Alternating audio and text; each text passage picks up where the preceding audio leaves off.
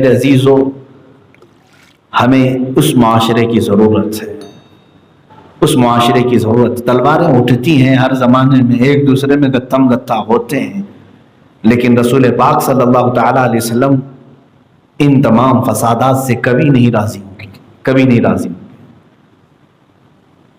بہرحال آیت میں جو اللہ تعالیٰ نے فرمایا، اگر اللہ چاہتا تو کافروں کو تسلط دیتا تمہارے اوپر اور وہ تمہیں قتل کرتے، لیکن اللہ نے انہیں تسلط نہیں دیا، اللہ تھوڑا تھوڑا سا کہیں پر کسی ایک کو پاتے ہیں۔ لیکن اب تک کی جو رپورٹیں ہم دیکھ رہے ہیں، دیکھ نہیں رہے ہم، اب تک کی میں بتاؤں، موب لنچنگ جتنے بھی ہیں، موب لنچنگ کی جتنے بھی ہم نے دیکھے ہیں، ایسی بزدلی ہے اس میں۔ ایک مسلمان ہے، 15-20 کتے مل کر کے نوچ رہے ہیں، 15-20 کتے مل کر کے اس کو نوچ رہے ہیں۔ تو یہاں سے بھی یہ سمجھ میں آتا ہے کہ اگر تمہیں مردانگی ہوتی تو دو بدو مقابلہ کرتے، ایک دوسرے سے کشتی لڑتے، تنہا تنہا لڑتے ہیں، لیکن کسی نہتے کو اس طرح سے قابو میں کر کے مار لینا، وہ تو کتے بھی کرتے ہیں، کتے پالیں کسی جگہ تو وہ تو مقابلہ کرتے ہیں سارے جھنڈ کے جھنڈ مل کر کے۔ عزیزان گرامی، اب تک کی رپورٹیں یہی بتاتی ہیں کہ کسی تنہا کو انہوں نے قیدی بنا کر کے اور ظلماً اس کو مارا ہے، ورنہ اللہ تبارک و تعالیٰ نے ان کو تسلط اب بھی نہیں دیا۔ یہ بات بہت بڑی ہے، اللہ تسلط نہیں دیا، تم ڈرو مت، خوف نہ کرو، اللہ تمہارے ساتھ ہے، ہمارے ساتھ ہے، رب تبارک و تعالیٰ ہمارے ساتھ ہے۔ اب آگے کی آیت یہ پڑھیں، فما جعل اللہ لکم علیہم، ہاں اگر لوگ فَإِنِ اعْتَزَلُوكُمْ فَلَمْ يُقَاتِلُوكُمْ، اگر لوگ تمہارے سے دور ہو جائیں یعنی لڑنا نہ چاہیں تو تمہارے لیے بھی حکم یہ ہے کہ تم بھی ان سے نہ لڑو۔ وَأَلْقَوْا إِلَيْكُمُ السَّلَامَ، اور صلح کا پیغام ڈالیں تو اللہ تعالیٰ تمہیں اجازت نہیں دیتا کہ تم ہر ایک کے ساتھ لڑو۔ جب صلح کی بات آ جائے تو پھر لڑائی کرنا جائز نہیں۔ اب ان آیتوں میں سے بعض چیزوں کو ٹکڑا نکال کر کے کچھ لوگ پیش کرتے ہیں۔ آج میں آیت پڑھ رہا ہوں، جس آیت کو آج پورے ہندوستان میں پھیلایا جا رہا ہے، اور کچھ کٹرواد لوگ قرآن کی ان آیتوں کے بارے میں اعلان یہ کر رہے ہیں کہ ان کو قرآن سے نکالا جائے۔ یہ قرآن میں آتنکواد کے اور بھڑکاؤ باتیں سکھانے والی، وہ کیا ہیں سنیے پہلے آپ۔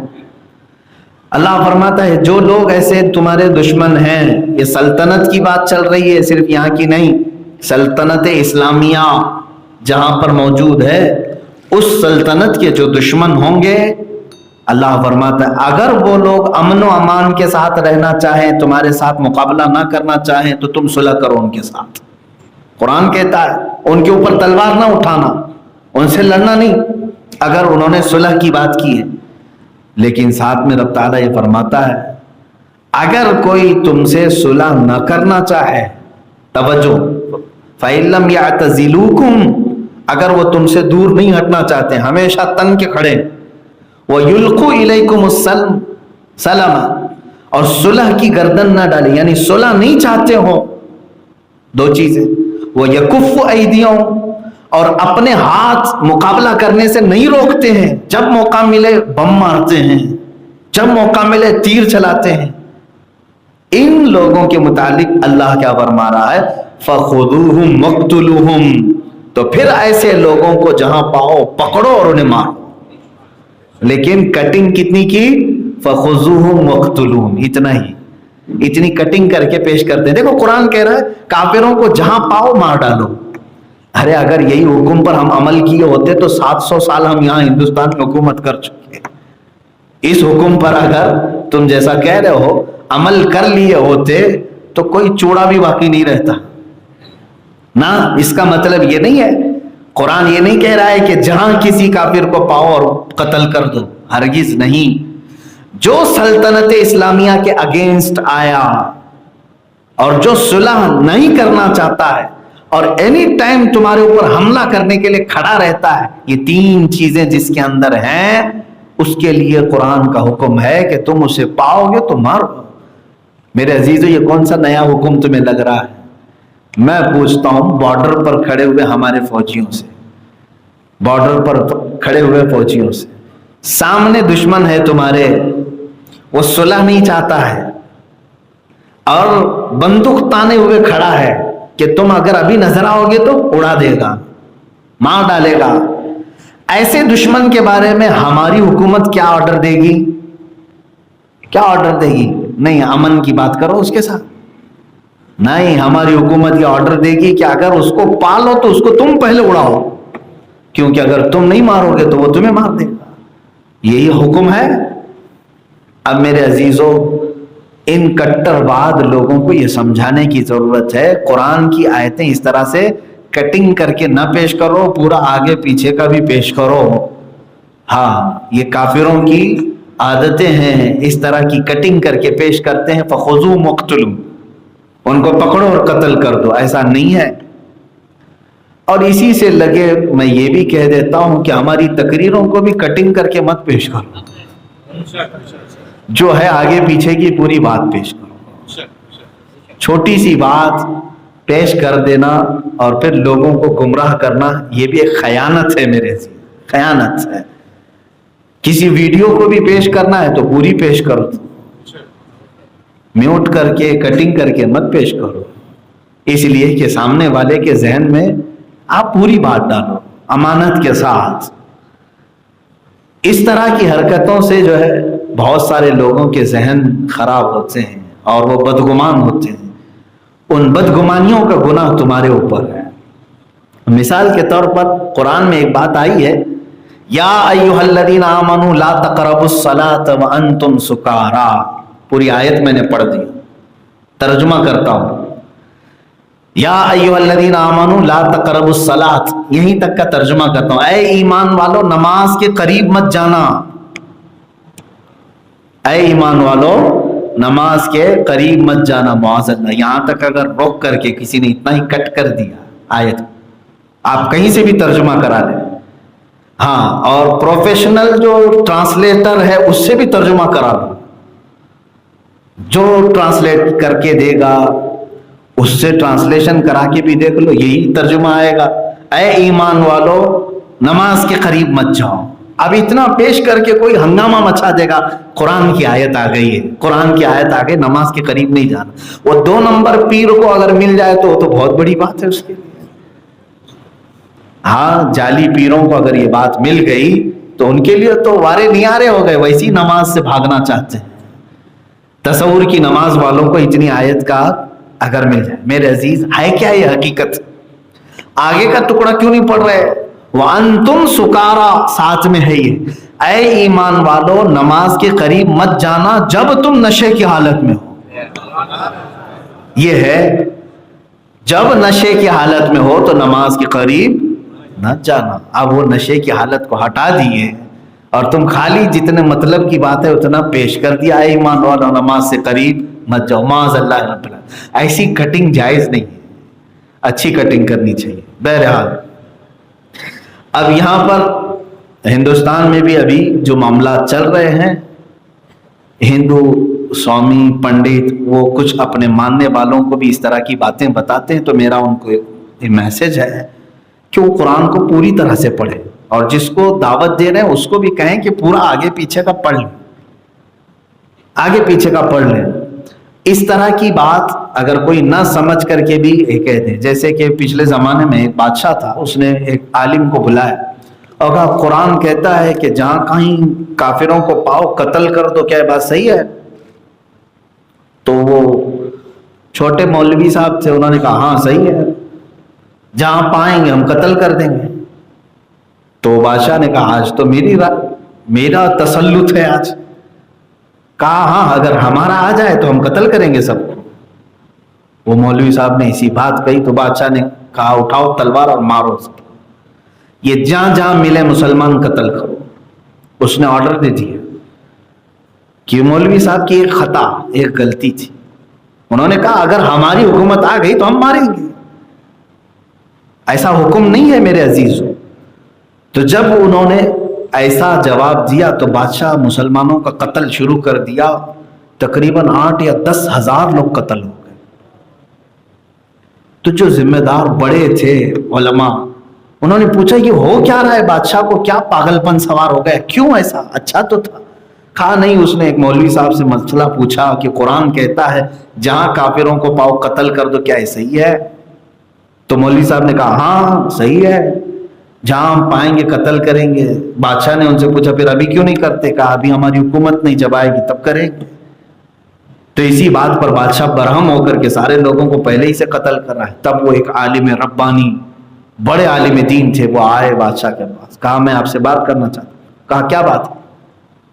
جس بارے میں آپ نے اس مولوی صاحب سے پوچھا اور اتنے قتل کیا، آپ کو کیا سمجھ میں آئی؟ کہا کہ تمہارا قرآن کہہ رہا ہے کہ جہاں ہم جیسوں کو پاؤ قتل کر دو، میں مسلمان نہیں ہوں۔ تو اس عالم دین نے کہا نہ، ان کی خطا ہے، ان کی بھول ہے، وہ قرآن کو نہیں سمجھے، اور بیان کر دیا۔ یہی کٹنگ والوں کا حال ہوتا ہے، ویسے ہی بیان کر دیا۔ تو بادشاہ نے پوچھا تو پھر ہے کیا اصل؟ یہ کہا بادشاہ آپ کی یہ سلطنت ہے، آپ کی یہ رعایا ہے، آپ کا یہ ملک ہے، مجھے یہ بتاؤ، جنگ کی حالت آ گئی، دشمن آپ کے اوپر آ گئے، ادھر کے ملک والا، سامنے کے ملک والا، ادھر کے ملک والا دشمنی پر آ گئے اور جنگ کی حالت آ گئی، اور آپ کے فوجیوں پر ان لوگوں نے، دشمنوں نے تلواریں اٹھا لی، سب تلواریں اٹھا چکے ہیں، ہر طرح سے دشمن۔ اے بادشاہ سلامت، اس دن آپ کیا آرڈر دو گے اپنے فوجیوں کو؟ جب آپ کی رعایا کے خلاف سارے دشمن تلوار اٹھا لیں، اس دن اے بادشاہ آپ کیا آرڈر دیں گے اپنے سپاہیوں کو؟ بادشاہ کہتا ہے میں تو آرڈر دوں گا کہ جہاں دشمن تلوار اٹھائے نظر آئے مار ڈالو۔ تو کہا یہی تو اسلام بھی کہہ رہا ہے، قرآن یہی کہہ رہا ہے کہ جب تم سے کوئی صلح نہ کرنا چاہے اور تلوار اٹھا لے اور مارنے پر آ جائے، تب قرآن کہتا ہے کہ سلطنت اسلامیہ کی حفاظت کے لیے تم اسے دور کر سکتے ہو، دفع کر سکتے ہو۔ یہی اتنے ہی ٹاپک کو آج بھڑکاؤ بنا کر کے، آتنکواد سے تشبیہ دے کر کے، معاذ اللہ قرآن پر کیا کیا الزامات ان کافروں نے رکھ دیے۔ میرے عزیزو، پورا قرآن پڑھ ڈالو، آتنکواد، دہشت گرد، ٹیررزم، یہ سب الفاظ تو ان کے بنائے ہوئے ہیں، قرآن میں ایک لفظ بھی کہیں ظلم کا تمہیں اس طرح کا نہیں ملے گا۔ یعنی ظلم کا لفظ نہیں کہہ رہا، ظلم کرنے کی اجازت ہرگز نہیں۔ قرآن تو کہتا ہے اللہ تبارک و تعالی ظالموں سے بے خبر نہیں، جس نے بھی ظلم کیا اللہ اس کا حساب لے گا۔ تم تو ظلم کی بات تو چھوڑو، ایویڈنس ہوں گے، ثابت کیے جائیں گے، فلاں فلاں چیزیں ہوں گی۔ قرآن تو کہتا ہے فَمَن يَعْمَلْ مِثْقَالَ ذَرَّةٍ خَيْرًا يَرَهُ وَمَن يَعْمَلْ مِثْقَالَ ذَرَّةٍ شَرًّا يَرَهُ۔ قرآن کا تو یہ فلسفہ ہے کہ تم میں سے اگر کسی نے رائی کے دانے کے برابر بھی اگر برائی کیا ہے، اللہ وہ بھی تمہیں دکھائے گا، اور رائی کے دانے کے برابر بھی اگر نیکی کی ہے تو اس کی جزا بھی دے گا۔ یہاں یہ عدل ہے میرے عزیزو۔ اب اس آیت پر جتنے لوگ بھونکتے ہیں ان سب کے لیے میرا یہ پیغام ہے، پڑھو آگے اور پیچھے کی، صرف کٹنگ پر مت جاؤ۔ ہاں، اس طرح کی اور بھی بہت ساری آیتیں ہیں جو آیات جہاد ہیں، اس کو آج اس طرح سے پیش کیا جا رہا ہے جیسے کہ اسلام صرف لڑنے کے لیے آیا ہے، صرف لڑانے کے لیے آیا ہے، صرف مرنے کے لیے آیا ہے، مارنے کے لیے آیا ہے۔ میرے عزیزو، اسلام کا لفظ ہی بتاتا ہے کہ یہ سلامتی سے بنا ہے، سلامتی سے بنا ہے۔ اسلام سلامتی سے بنا ہے، پیس کا نام اسلام ہے، امن سے رہنے کا نام اسلام ہے، شانتی سے رہنے کا نام اسلام ہے۔ لیکن اس شانتی کو جو بھنگ کرے، جو فسادات قائم کرے، جو رائٹس کرے، اس کی کلائی کو مضبوطی سے پکڑنے کا نام بھی اسلام ہے۔ ہاں، یہ بات ہے کہ ہم امن کی بات ضرور کریں گے، لیکن امن میں جو خرابی ڈالے گا اس کا دامن پکڑیں گے، یہ بھی اسلام ہے۔ مدینہ طیبہ میں امن و امان تھا، لیکن یزید نے فساد مچانے کی کوشش کی تو امام حسین نے کیا کیا؟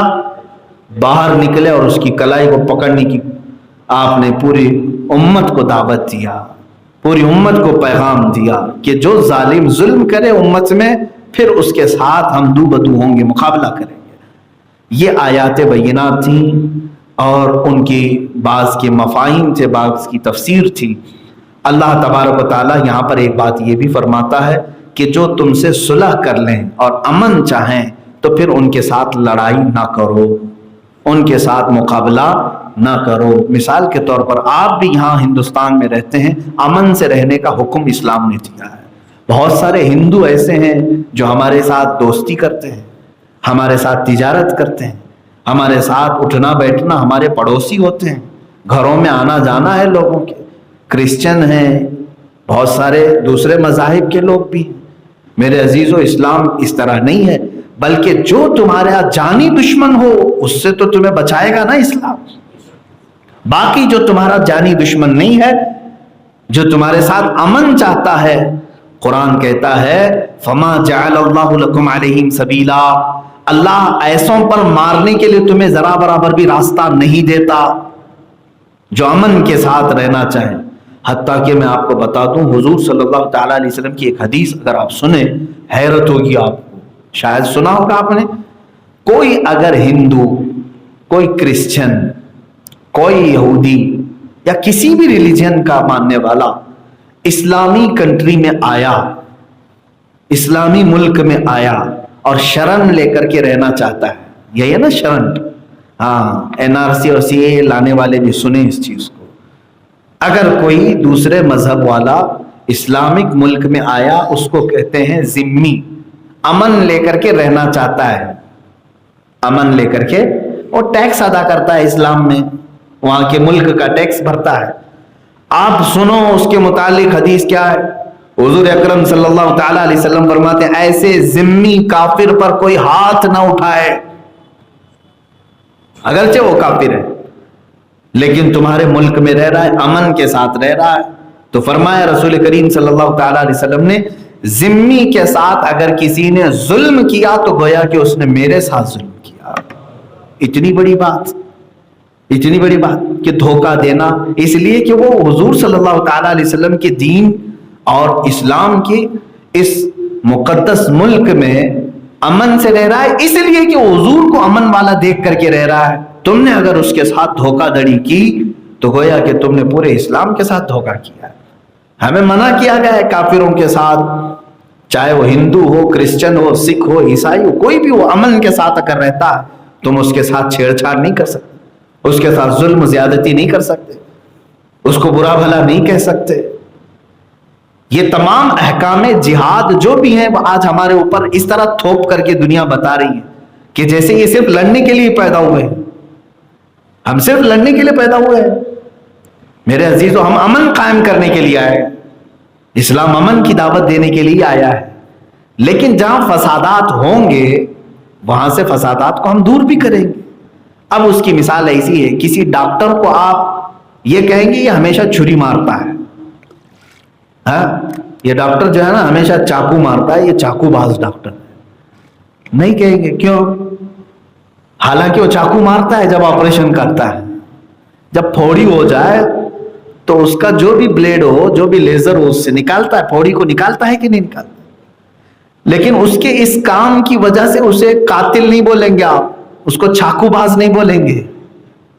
میاں وہ تو تمہارے جسم کی اصلاح چاہتا ہے، ڈاکٹر تمہارے جسم کی اصلاح چاہتا ہے۔ اگر پھوڑی پھنسی اور خرابی آ گئی تو چاقو سے نکالتا ہے، اس کا مطلب یہ نہیں کہ وہ ظالم ہے، بلکہ وہ بھی تمہارے امن کے لیے کر رہا ہے۔ اگر وہ چھوڑ دے گا تو زہر پھیل جائے گا۔ میرے عزیز، اسلام اسی طرح سے اس وقت جب پھوڑیاں جگہ جگہ آ جائے تو جہاد کا حکم دیتا ہے کہ پھوڑیاں کاٹو، جہاں جہاں بھی ہاں اس طرح کے دشمنان رسول پیدا ہوں تو اسلام جہاد کا حکم دیتا ہے کہ جب خرابی آئے تب کی بات ہے، اور امن سے رہنے کے وقت جہاد ہے ہی نہیں۔ بلکہ میرے آقا فرماتے ہیں لا تتمنوا لقاء عدوکم، کبھی دشمن سے لڑنے کی تمنا مت کرنا کہ ہمیشہ جنگ ہو جائے، ابھی جنگ ہوگی تو ابھی میں نکلتا ہوں، روز رات کو کوئی چاقو تیز کر رہا ہو، ارے کل اٹھوں گا ماروں گا، کل اٹھوں۔ یہ اسلام نہیں ہے۔ اسلام، حضور اکرم صلی اللہ علیہ وسلم نے منع فرمایا ہے کہ تمنا بھی مت کرنا لڑائی کی۔ ہاں اگر کوئی تمہارے اوپر جان پہ آ جائے اور اسلام پر آ جائے، بانی اسلام پہ آ جائے اور سلطنت اسلامیہ ہو، تب پھر جہاد کا حکم دیا جاتا ہے۔ ایسے نہیں، اس کے شرائط ہیں، بہت سارے شرائط۔